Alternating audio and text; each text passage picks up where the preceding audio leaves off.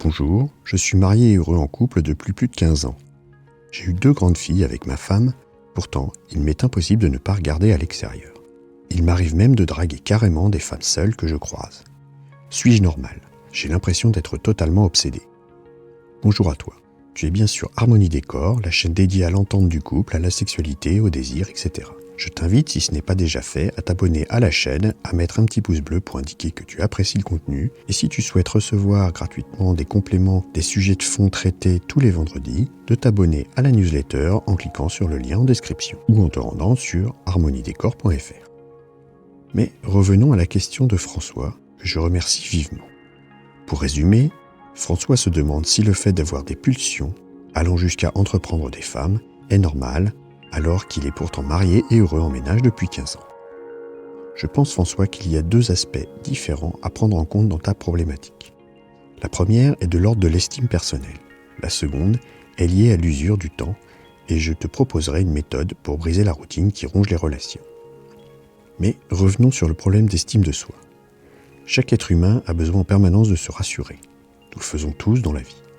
Par exemple, en se posant des questions très banales. Est-ce que j'ai pris le bon chemin? Dois-je signer ce contrat? Etc., etc. Mais aussi, plus intimement et de façon plus personnelle, avec ce genre de questionnement. Suis-je encore capable de plaire? Quel est donc encore mon potentiel de séduction? Suis-je encore capable de faire tourner les têtes? Ces questions bien légitimes sont engendrées par notre cerveau. L'humain est un animal grégaire et il a besoin d'interactions positives autour de lui pour qu'il se sente bien. Cela commence par la reconnaissance de ses parents, puis se poursuit par la reconnaissance de ses supérieurs et de ses pairs dans le monde du travail. Sur le plan de l'amour, il en va de même. François, ici, tu as réussi, il y a plus de 15 ans, à pleinement satisfaire ce besoin en te mettant en couple avec ta femme. D'ailleurs, cette phase de drague est très stimulante pour le cerveau. Mais depuis, ton cerveau a trouvé cette situation comme normale.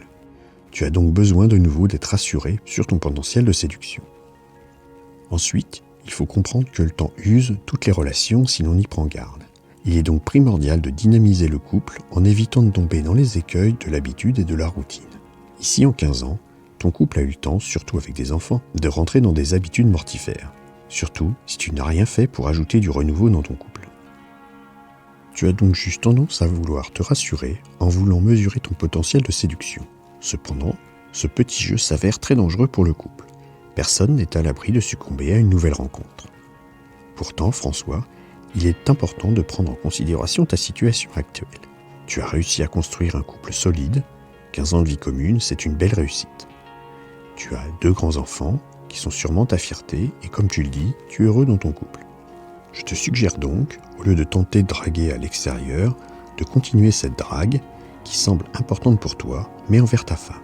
Tenter ainsi de la reconquérir une seconde fois, comme tu l'as fait lors de ta première rencontre.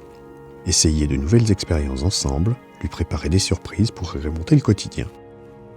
Pour ce faire, je te conseille de regarder à l'issue de cette vidéo l'article sur la méthode du boulanger qui te permettra de venir briser la routine et retrouver une vie de couple passionnante et t'évitera ainsi d'avoir la tentation d'aller butiner ailleurs.